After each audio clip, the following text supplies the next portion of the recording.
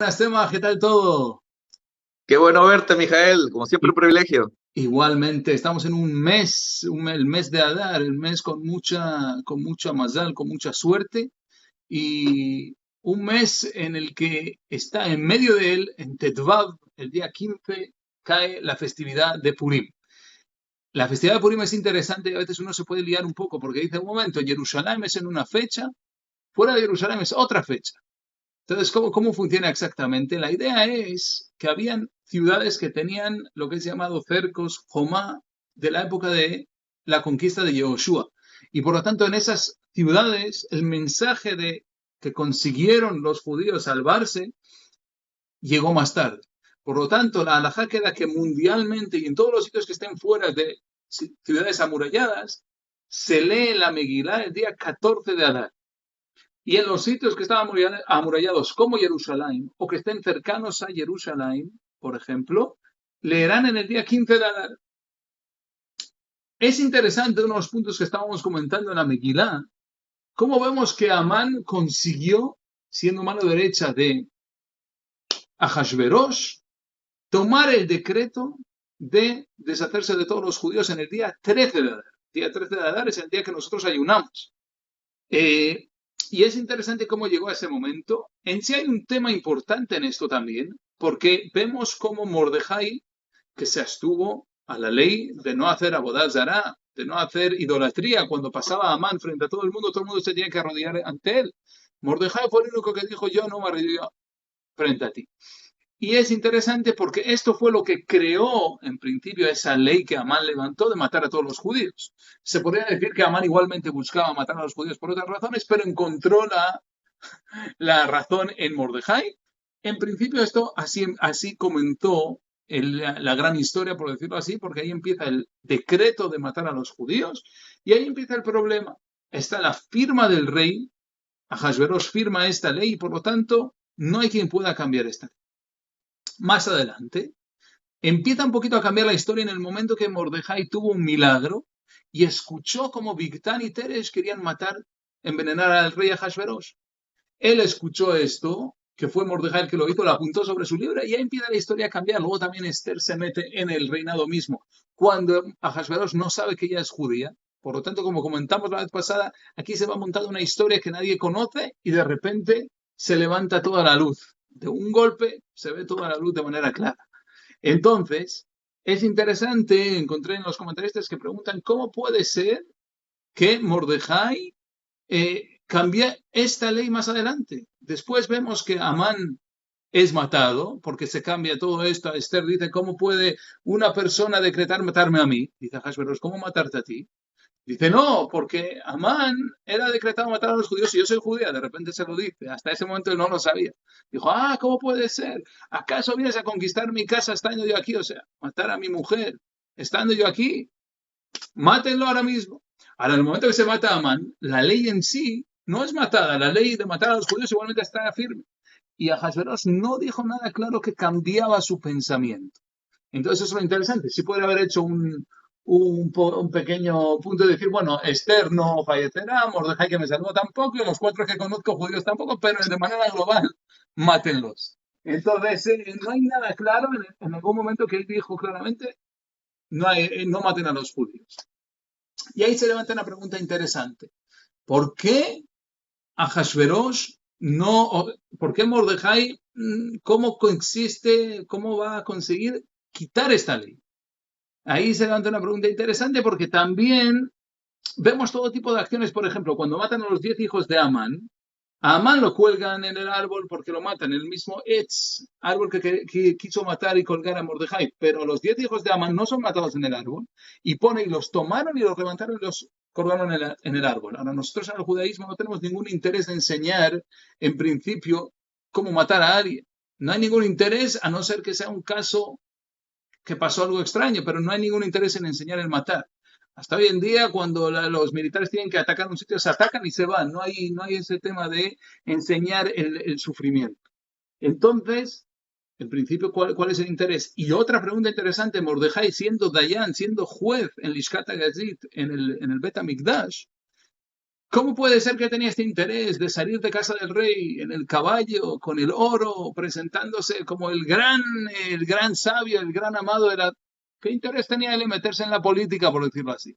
No le hacía falta en principio. Entonces tenemos estos dos puntos interesantes y aquí traen los comentaristas, primeramente la ley que tú me dijiste, que ellos decretaron que a cualquier judío que vayan a atacar puede matar de manera inmediata. Entonces levantaron Sí, una ley que se levanta frente a esta ley que ellos pusieron. Ellos pusieron matar a todos los judíos, ellos levantaron una ley al mismo nivel. Cualquier judío que vaya a ser atacado puede matar en ese momento, que en verdad es una alhaja también en la Torah misma. El que se levanta a matarte, levántate y mátalo de manera inmediata. No debes esperar claro. a meterte en peligro. Entonces, si estamos en un nivel parecido, ¿cuándo se levanta aquí, por decirlo así, el gran cambio? Y ahí entra el tema también de Siata Dishmaya, la ayuda del cielo, y a la vez el tema psicológico de enseñar el poder de Akadosh Baruj Hu sobre la tierra. Mordejai dice, yo como Dayan, como juez, no hace falta que la gente me diga qué grande eres, qué sabio eres, pero para levantar y cuidar al pueblo de Israel, vamos a enseñar cómo estamos conectados con el reinado, y de esta manera la gente va a tener miedo de nosotros, y por lo tanto nadie nos va a querer atacar. Así también, de la misma manera, los 10 hijos de Amán, no teníamos que haberlos colgado, pero vamos a colgarlos ¿para qué? Para enseñar a todos los demás que Ahasverosh tiene un interés en cambiar los ideales. Y entonces aquí había una jojma, una sabiduría más alta de solamente el cambiar a reyes, sino el devolver todo como podrían de la mejor manera, que sería cubriendo la ley de manera psicológica, también de manera espiritual, y todo está basado, seguro, en el ayuno y en la tefilá, porque eso fue lo primero que pidió Esther. Ayunen y recen para que consigamos cambiar los malos decretos que tenemos sobre nosotros. También me encantaría escuchar de ti, tema, algún punto interesante o comentario sobre este tema, sobre la Megilá. Claro, Mijael. ¿Sabes qué? Ahorita que estabas hablando, me venían muchas cosas al pensamiento. Y me acuerdo, por ejemplo, de un midrash que habla acerca de Esther, que esta era verde. No sé si alguna vez escuchaste que Esther era verde. Hay comentaristas que dan muchas opiniones. Unos dicen que era por su tez de piel, que hay diferentes test de piel y que esta tenía un cierto color olivo, que con el sol toman una especie de bronceado que se asemeja al verde, pero hay otros que dicen que no, que el verde del Midrash de Esther era porque se parecía al del mirto. Entonces, asemejan el mirto también con las 4 especies que usamos en Sukkot. Ya ves que el etrog tiene olor, tiene sabor. Hay uno que no tiene olor ni tiene sabor. Hay otro que solo tiene olor, pero no sabor. Y en este caso, el mirto no tiene sabor, pero tiene olor. Y este olor representa las buenas acciones. Ya ves que uno es para el que estudia Torah, pero no tiene buenas acciones, otros para el que tiene buenas acciones y también estudia Torah, y así sucesivamente. Y otro es para el Arabá, que es para el que no estudia Torah y tampoco tiene buenas acciones. Entonces, el mirto en las 4 especies representa aquel judío que tiene buenas acciones pese a que de alguna manera no estudia Torah. Y esta era Esther. No era alguien que estuviera en el Bet Midrash estudiando la Torah día y noche, porque ella estaba en un rol de dama, del rey y demás. Pero, sin embargo, tenía buenas acciones, hacía buenas acciones, y esto es lo que los Midrashim asemejan al color verde de su tez, sus buenas acciones. Y te traigo esto a colación por lo que acabas de decir, acerca de cómo el ejército del rey desiste de atacar con todas sus fuerzas a los judíos.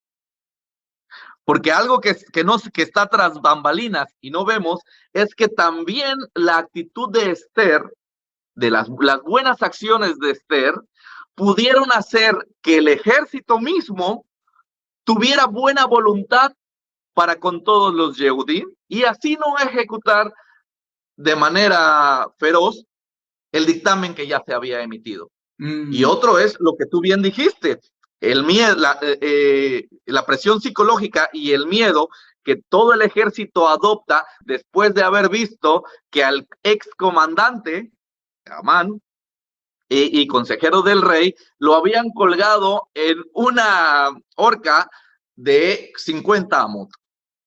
50 amot se conecta también con los 50 niveles de descenso en los que puede llegar una persona. Cuando un judío llega al mundo, se dice que llegamos de una, por así decirlo, parve. No llegamos ni siendo buenos ni siendo malos. Porque la bondad o la maldad es algo que se adquiere a través de los años. Uno no puede decir si una persona nace buena o nace malo. La calidad de la persona se mide a partir de los actos que él ejecuta, y estos actos son adquiridos a lo largo de su vida, en su crecimiento. Entonces, así es como una persona que nace se desarrolla, ya sea para el bien o ya sea para el mal. Pero el punto del nacimiento es el punto cero, por así decirlo. Y estamos obligados a ascender y llegar a los niveles máximos de bondad, por así decirlo, ¿no? Pero dependen de nosotros, lo que tú dices, porque una persona viene intermedia y depende de sus decisiones a dónde va. Exacto. Y en este caso, Amán, por ejemplo, descendió en sí mismo esos 50 amot que hay que descender para morir. Dicen los comentaristas en la salida del pueblo de Israel de Egipto, que cuando el pueblo de Israel salió de Egipto, y bueno, ya estamos cerca también a Nisan, cuando el pueblo de Israel estaba en 49 niveles de impureza.